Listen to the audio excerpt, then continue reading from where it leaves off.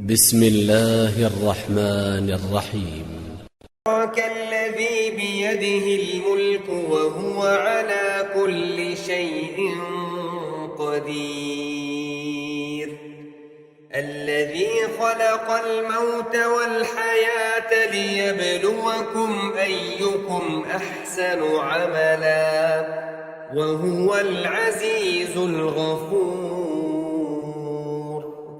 الذي خلق 7 سماوات طباقا ما ترى في خلق الرحمن من تفاوت فارجع البصر هل ترى من فطور ثم ارجع البصر كرتين ينقلب إليك البصر خاسئا وهو حسير،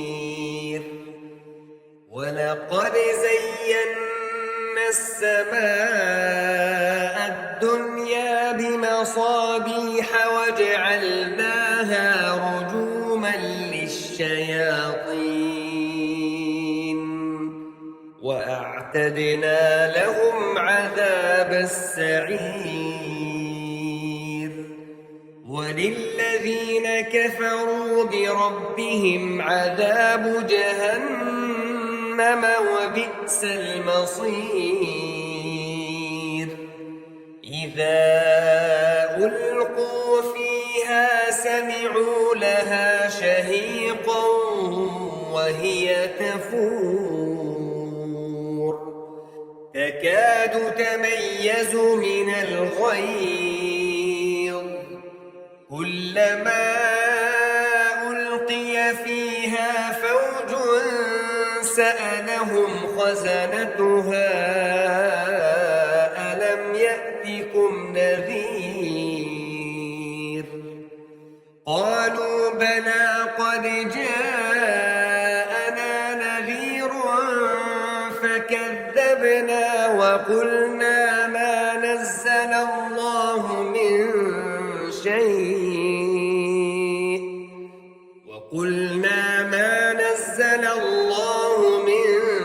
شيء إن أنتم إلا في ضلال كبير، فقالوا لو كنا نسمع أو نعقل ما كنا في أصحاب السعير، فاعترفوا بذنبهم فسحقا لأصحاب السعير. إن الذين يخشون ربهم بالغيب لهم مغفرة وأجر كبير،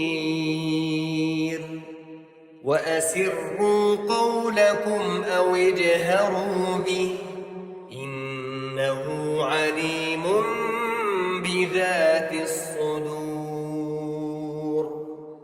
ألا يعلم من خلق وهو اللطيف الخبير،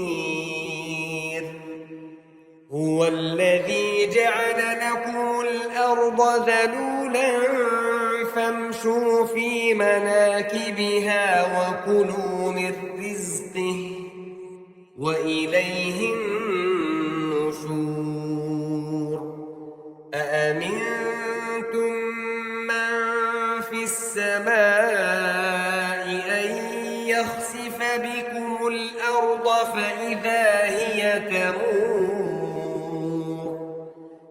أم أمنتم من في السماء أن يرسل عليكم حاصبا فستعلمون كيف نذير، ولقد كذب الذين من قبلهم فكيف كان نكير، أولم يروا إلى الطير فوقهم صافات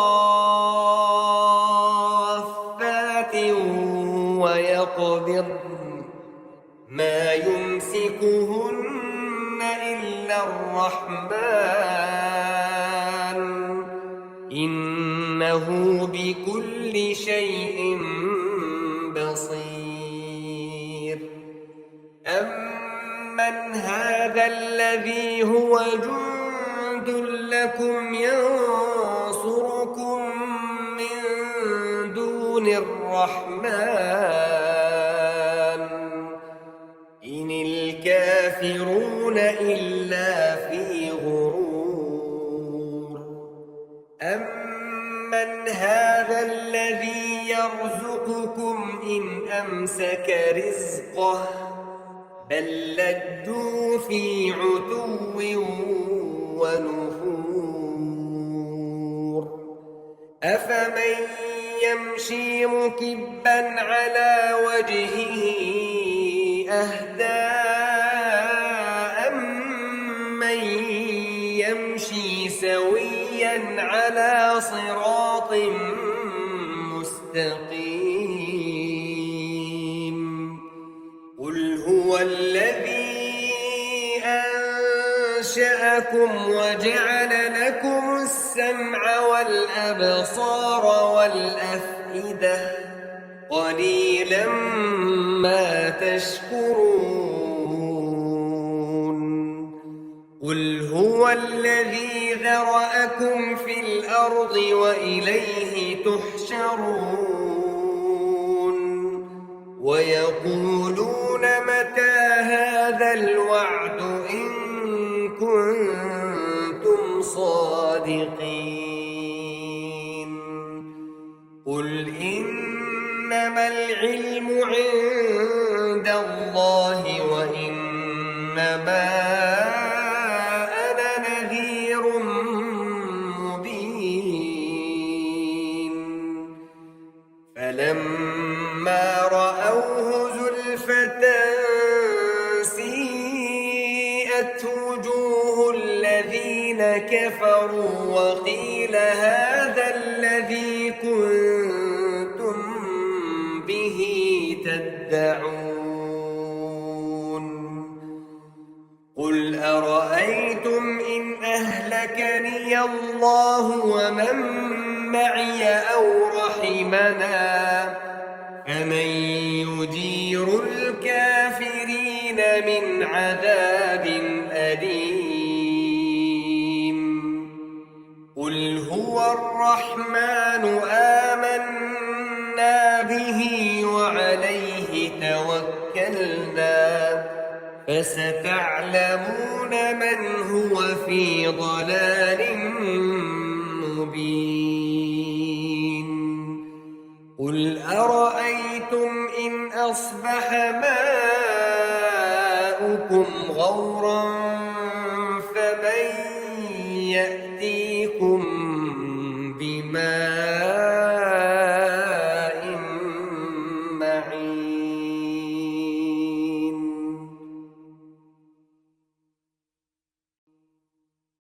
शुरू अल्लाह के नाम से जो बहुत मेहरबान नहायत रहम फरमाने वाला है। बड़ी शान है इस ज़ात की जिसके हाथ में सारी बादशाही है और वो हर चीज़ पर पूरी तरह कादिर है। जिसने मौत और ज़िंदगी इसलिए पैदा की ताकि वो तुम्हें आज़माए कि तुम में से कौन अमल में ज़्यादा बेहतर है, और वही है जो मुकम्मल इक़्तिदार का मालिक है, बहुत बख्शने वाला है। जिसने 7 आसमान ऊपर तले पैदा किए, तुम खुदाए रहमान की तख्लीक में कोई फ़र्क नहीं पाओगे। अब फिर से नज़र दौड़ा कर देखो, क्या तुम्हें कोई रखना नज़र आता है? फिर बार बार नज़र दौड़ाओ, नतीजा यही होगा कि नज़र थक हार कर तुम्हारे पास नामुराद लौट आएगी। और हमने करीब वाले आसमान को रोशन चिरागों से सजा रखा है और उनको शैतानों पर पत्थर बरसाने का ज़रिया भी बनाया है, और इनके लिए दहकती आग का अजाब तैयार कर रखा है। और जिन लोगों ने अपने परवरदिगार से कुफर का मामला किया, उनके लिए जहन्नम का अजाब है और वो बहुत बुरा ठिकाना है। جب وہ اس میں ڈالے جائیں گے تو اس کے دہاڑنے کی آواز سنیں گے اور وہ جوش مارتی ہوگی، ایسا لگے گا جیسے وہ غصے سے پھٹ پڑے گی۔ جب بھی اس میں کافروں کا کوئی گروہ پھینکا جائے گا تو اس کے محافظ ان سے پوچھیں گے، کیا تمہارے پاس کوئی خبردار کرنے والا نہیں آیا تھا؟ وہ کہیں گے کہ ہاں، بے شک ہمارے پاس خبردار کرنے والا آیا تھا، مگر ہم نے اسے جھٹلا دیا اور کہا کہ اللہ نے کچھ نازل نہیں کیا، تمہاری حقیقت اس کے سوا کچھ نہیں کہ تم بڑی باری گمراہی میں پڑے ہوئے ہو۔ اور وہ کہیں گے کہ اگر ہم سن لیا کرتے اور سمجھ سے کام لیا کرتے تو آج دوزخ والوں میں شامل نہ ہوتے۔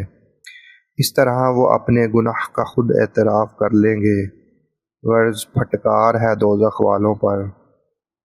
اور اس کے برخلاف جو لوگ بن دیکھے اپنے پروردگار سے ڈرتے ہیں، ان کے لیے بخشش، مغفرت اور بڑا اجر ہے۔ اور تم اپنی بات چھپا کر کرو یا زور سے کرو، سب اس کے علم میں ہے، کیونکہ وہ دلوں تک کی بات کا پورا علم رکھنے والا ہے۔ بھلا جس نے پیدا کیا وہی نہ جانے، بلکہ وہ بہت باریک بین، مکمل طور پر باخبر ہے۔ وہی ہے جس نے تمہارے لیے زمین کو رام کر دیا، لہٰذا تم اس کے مونڈوں پر چلو پھرو اور اس کا رزق کھاؤ اور اس کے پاس دوبارہ زندہ ہو کر جانا ہے۔ کیا تم آسمان والوں کی اس بات سے بے خوف ہو بیٹھے ہو کہ وہ تمہیں زمین میں دنسا دے تو وہ ایک دم تھر تھرانے لگے؟ یہ کیا تم آسمان والے کی اس بات سے بے خوف ہو بیٹھے ہو کہ وہ تم پر پتھروں کی بارش برسا دے، پھر تمہیں پتہ چلے گا میرا ڈرانا کیسا تھا۔ اور ان سے پہلے جو لوگ تھے انہوں نے بھی پیغمبروں کو جھٹلایا تھا، پھر دیکھ لو کہ میرا عذاب کیسا تھا۔ اور کیا انہوں نے پرندوں کو اپنے اوپر نظر اٹھا کر نہیں دیکھا کہ وہ پروں کو پھیلائے ہوئے ہوتے ہیں اور سمیٹ بھی لیتے ہیں؟ ان کو خدائے رحمان کے سوا کوئی تھامے ہوئے نہیں ہے، یقیناً وہ ہر چیز کی خوب دیکھ بھال کرنے والا ہے۔ بھلا خدائے رحمان کے سوا وہ کون ہے جو تمہارا لشکر بن کر تمہاری مدد کرے؟ کافر لوگ تو نرے دھوکے میں پڑے ہوئے ہیں۔ اگر وہ اپنا رزق بند کر دے تو بھلا وہ کون ہے جو تمہیں رزق عطا کر سکے؟ اس کے باوجود وہ سرکشی اور بیزاری میں جمے ہوئے ہیں۔ بھلا جو شخص اپنے منہ کے بل اوندا چل رہا ہے وہ منزل تک زیادہ پہنچنے والا ہوگا، یا وہ جو ایک سیدھے راستے پر سیدھا سیدھا چل رہا ہو؟ کہہ دو کہ وہی ہے جس نے تمہیں پیدا کیا، وہ تمہارے لیے کان اور آنکھیں اور دل بنائے، مگر تم لوگ شکر تھوڑا ہی کرتے ہو۔ کہہ دو کہ وہی ہے جس نے تمہیں زمین میں پھیلایا اور اسی کے پاس تمہیں اکٹھا کر کے لے جائے گا۔ اور یہ لوگ کہتے ہیں کہ اگر تم سچے ہو تو بتاؤ کہ یہ وعدہ کب پورا ہوگا۔ کہہ دو کہ اس کا علم تو صرف اللہ کے پاس ہے، اور میں تو بس صاف صاف طریقے پر خبردار کرنے والا ہوں۔ پھر جب وہ اس قیامت کے عذاب کو پاس آتا دیکھ لیں گے تو کافروں کے چہرے بگڑ جائیں گے اور کہا جائے گا کہ یہ ہے وہ چیز جو تم مانگا کرتے تھے۔ اے پیغمبر، ان سے کہو کہ ذرا یہ بتاؤ کہ چاہے اللہ مجھے اور میرے ساتھیوں کو ہلاک کر دے یا ہم پر رحم فرما دے، دونوں صورتوں میں کافروں کو دردناک عذاب سے کون بچائے گا؟ یہ کہہ دو کہ وہ رحمان ہے، ہم اس پر ایمان لائے ہیں اور اسی پر ہم نے بھروسہ کیا ہے، چنانچہ عنقریب قریب تمہیں پتہ چل جائے گا کہ کون ہے جو کھلی گمراہی میں مبتلا ہے۔ کہہ دو کہ ذرا یہ بتاؤ کہ اگر کسی صبح تمہارا پانی نیچے کو اتر کر غائب ہو جائے تو کون ہے جو تمہیں چشمے سے ابلتا ہوا پانی لا کر دے دے؟